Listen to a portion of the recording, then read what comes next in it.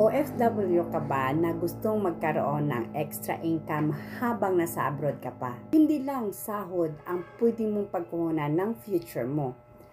Pwede ka rin mag-build ng sarili mong online business habang nasa abroad ka pa.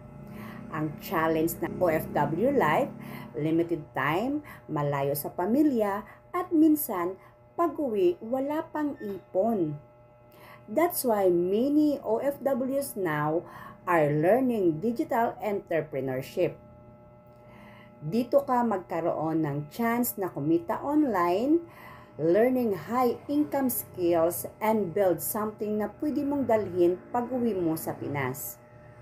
Sa OBA or sa Online Business Academy, natutunan ko to ay may complete training, community support, and system para hindi ka magsimula ng mag-isa. Hindi mo kailangan maging techie, basta willing kang matuto, may guide ka sa bawat step by step mo. And the best part, habang natututo ka, pwede mo na masimulan, isi-set up ang sarili mong online business. So, kahit busy ka sa trabaho abroad, you can slowly build something para sa future mo at sa pamilya mo.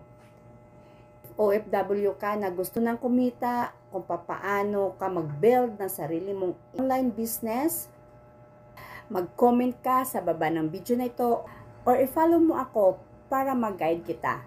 See you!